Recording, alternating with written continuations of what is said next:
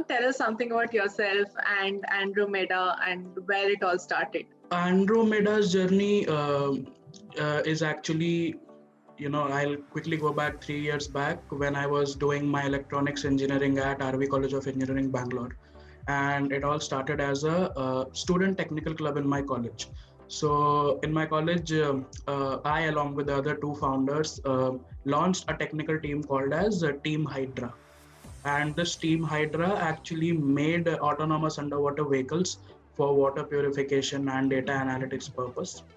And the same was acknowledged by Indian Institute of Science and was also funded project under Ministry of MSME scheme. And the same thing later became an escalated version of the complete project, which was called as Andromeda. So a college team which was started by a few of the friends actually turned out into a company. So this is what it looks like, and the passion for underwater robotics is continuing. So this is what we are doing at Andromeda.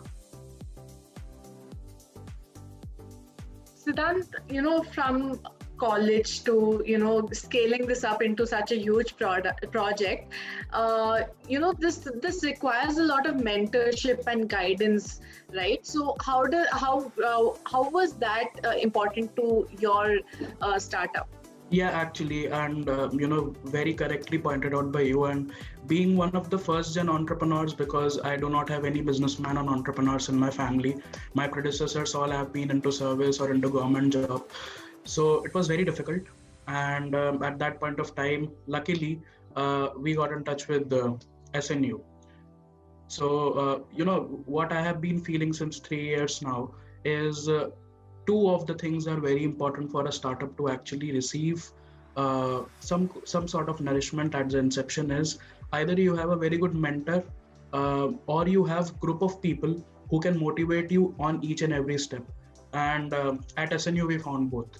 So it's very, very important for a startup at its inception to have some kind of a support. I feel that along with mentorship for especially for deep tech startups, you require a lot of access to labs and prototyping facilities. So was that a hurdle initially? How was that solved for you?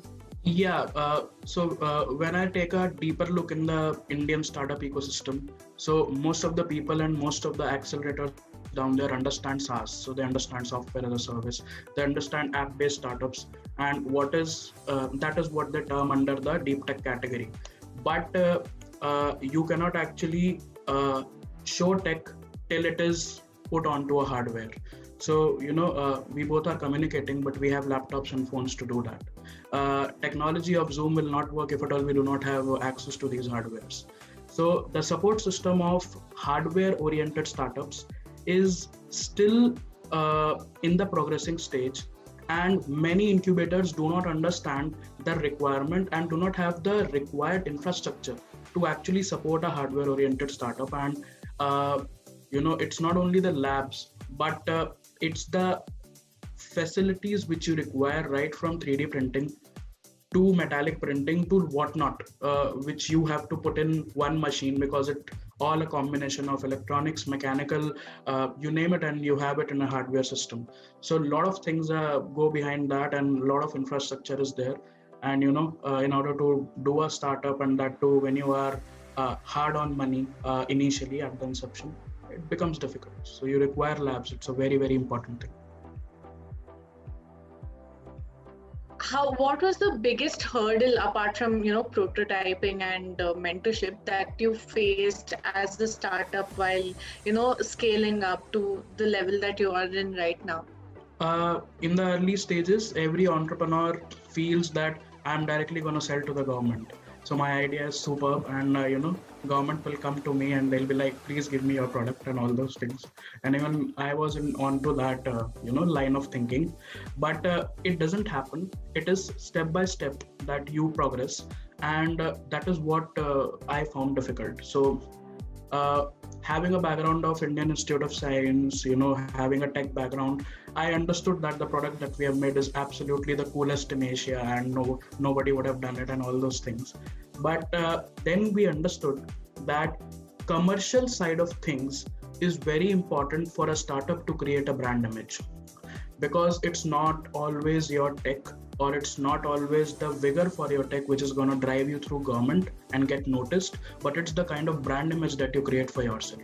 And for creating a brand image as a new startup, you need a bigger brand to support you, and that is what I felt is much needed.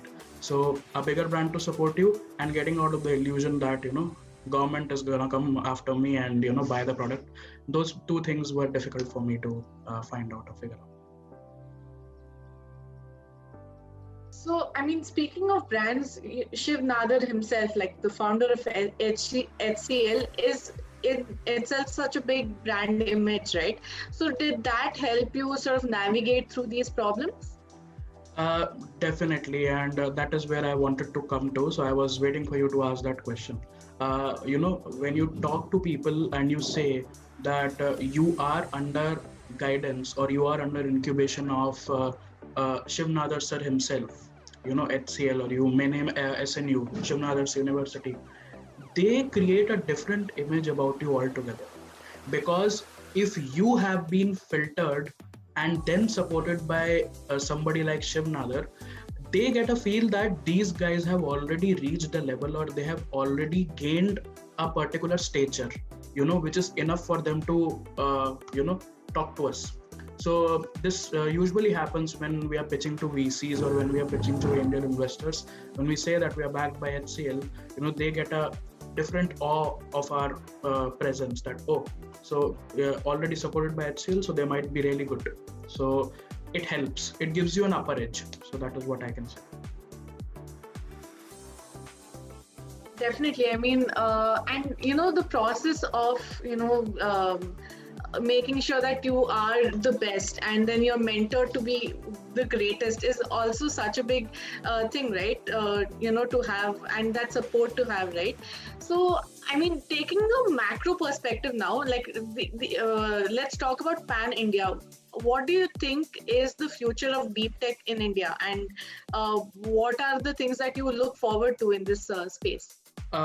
So while I talk of deep tech, there is what I have understood, that when people talk of deep tech, they only know two terms. One is AI, one is ML. And there is something which goes behind ML and AI, because you need a lot of data. So if at all a startup is not having access to data, and then you say that you are an AI ML startup, it doesn't really make sense. And that is up to an incubator to make a startup understand that when you say that you would like to create something into deep tech sector, they should lay those stones where the startup is actually getting that data, that mentorship, and all those things which are in their domain.